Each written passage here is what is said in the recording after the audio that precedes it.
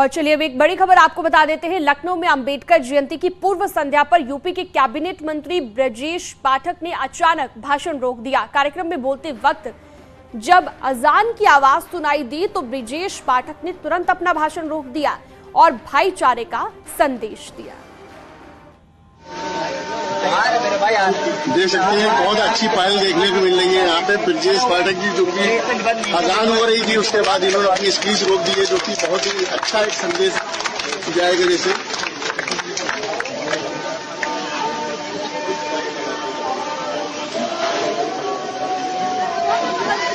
अजान होते ही यहाँ पे स्पीच को विराम दिया है, जो कि एक बहुत अच्छा संदेश है।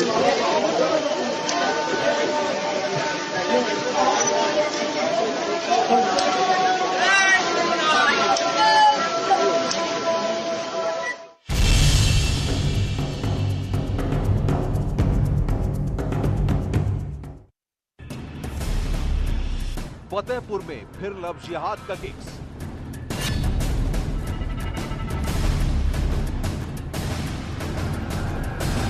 मुस्लिम महिला ने किया ब्रेन वॉश।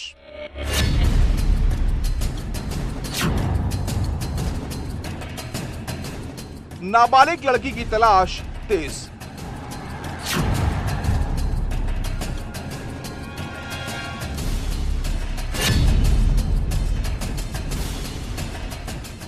लव जिहाद पर वीएचपी ने खोला मोर्चा।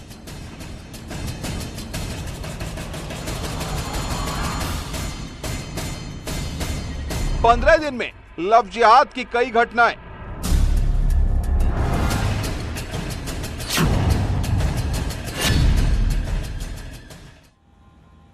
फतेहपुर में लव जिहाद का एक और मामला सामने आया है। मुस्लिम समुदाय के युवक पर आरोप लगा है कि उसने अपने साथियों के साथ मिलकर रात में घर में घुसकर नाबालिग लड़की को अगवा कर लिया और फरार हो गए। घटना की सूचना मिलने के बाद पुलिस मौके पर पहुंची और अपहरण और साजिश की धाराओं में एफआईआर दर्ज कर मामले की तफ्तीश शुरू कर दी है। जिले में एक महीने के भीतर लव जिहाद और धर्मांतरण के कई मामले सामने आने के बाद वीएचपी ने भी अब मोर्चा खोल दिया है।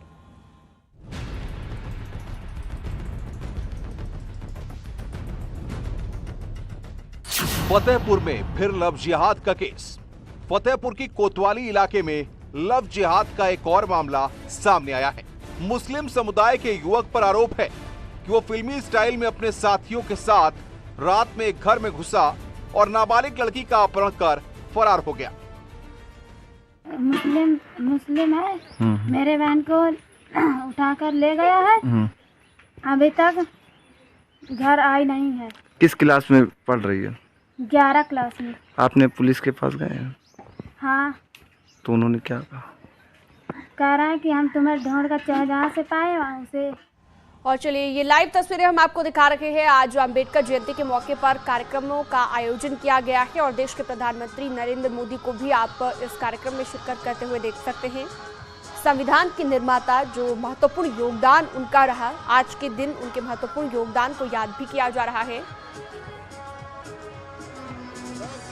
और अलग अलग जगहों पर आज के दिन कार्यक्रम का आयोजन किया गया है। दरअसल 14 अप्रैल को अंबेडकर जयंती के रूप में मनाया जाता है और आज के दिन अलग अलग जगहों पर कार्यक्रम रखे गए हैं।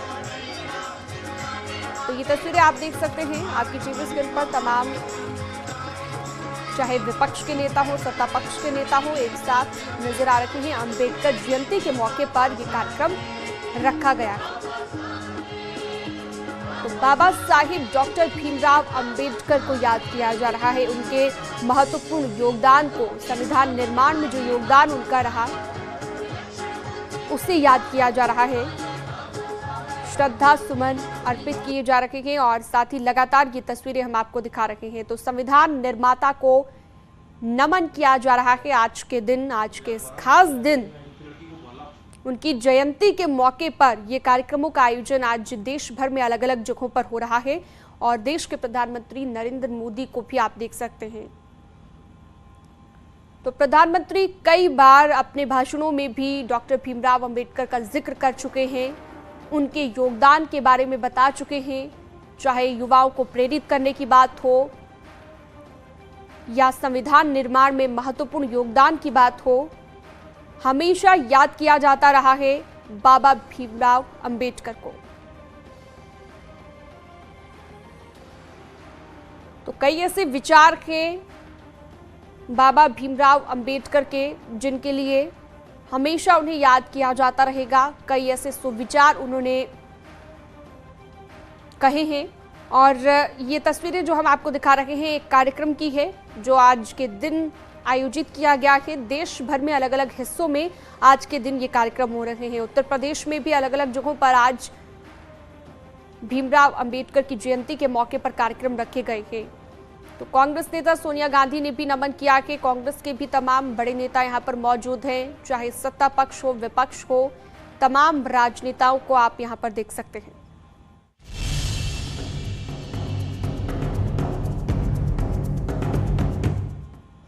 याकूब कुरैशी कई दिनों से फरार चल रहा है। उसकी पत्नी और बेटे के खिलाफ NBW जारी किया गया है। याकूब की फैक्ट्री से जो मीट बरामद हुआ उसकी फॉरेंसिक लैब रिपोर्ट ने सबको चौंका दिया है।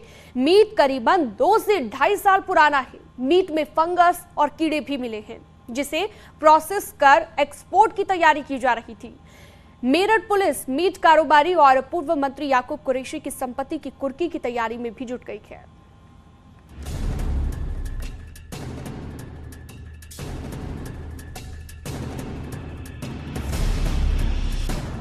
याकूब कुरैशी की कुर्की की तैयारी।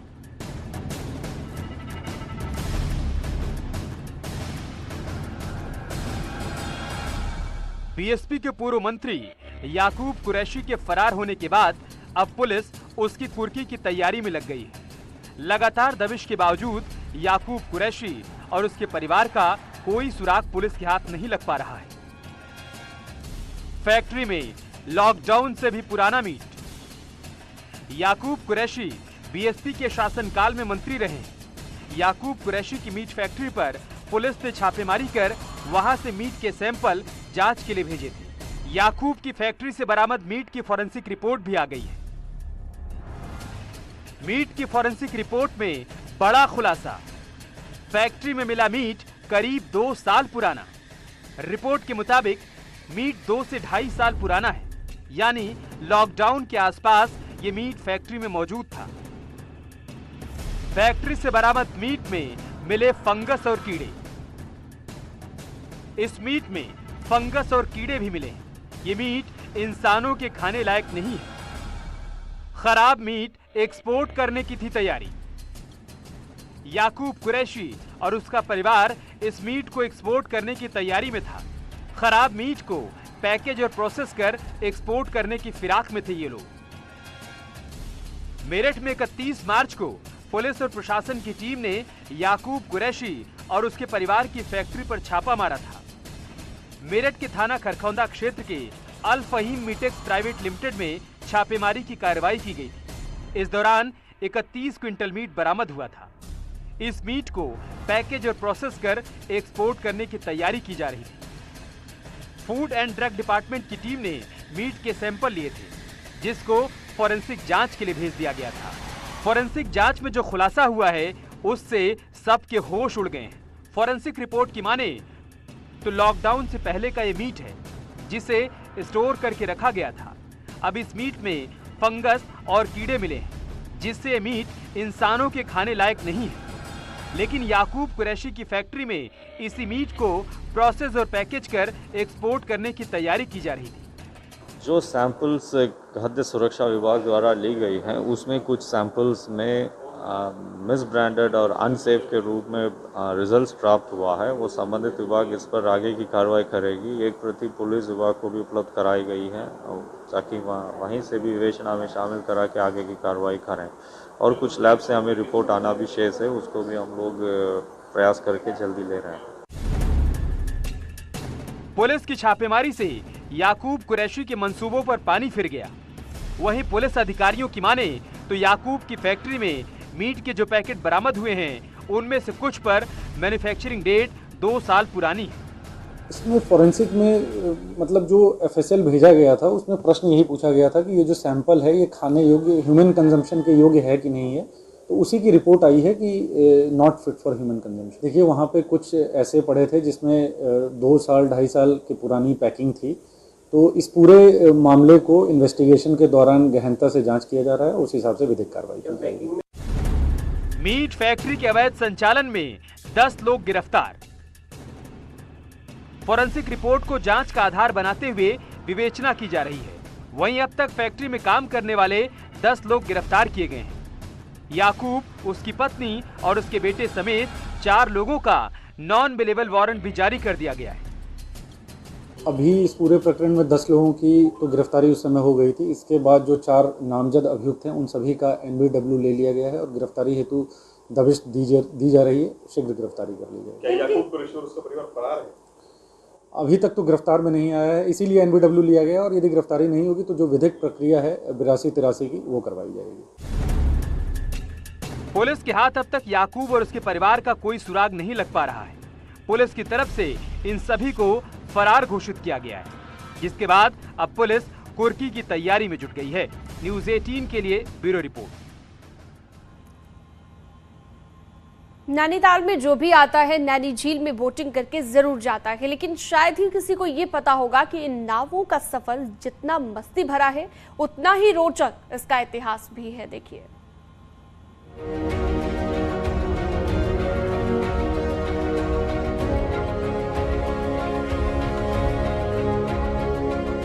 नैनीताल में नए पर्यटन सीजन के लिए नावों को दुरुस्त करने का काम जारी है। सैलानियों को बेहतर सुविधा मिले, इसके लिए पुरानी नावों को रिपेयर किया जा रहा है, तो कहीं नई नाव तैयार कर उन्हें दुल्हन की तरह सजाया और संवारा जा रहा है। तून की लकड़ी से तैयार 6 से 7 किलोमीटर लंबी नाव को 1 लाख रुपयों से ज्यादा में तैयार किया जा रहा है, तो वहीं पुरानी नावों का रिपेयरिंग का भी खर्चा 40 से 50 हजार आता है। हालांकि तैयार हो रही नावों को बेहतर सीजन की आस है। लॉकडाउन न लगे और उस हिसाब से हम बोटों की रिपेयरिंग और इसमें वार्निश और कोटिंग कर रहे हैं ताकि हम सीजन के लिए इनको तैयार कर सकें और कस्टमर जो भी नैनीताल आए हम उसको अच्छी तरह से घुमाएं और अच्छी तरह से घुमाने के बाद उसको यहाँ से विदाई दें। दरअसल इन नावों के इतिहास पर गौर किया जाए तो 1842 में पहली बार अंग्रेज पीटर बैरन यहाँ नाव लेकर आए थे और वो जब झील में नाव से उतरे तो स्थानीय लोगों ने उन्हें भगवान का अवतार मान लिया।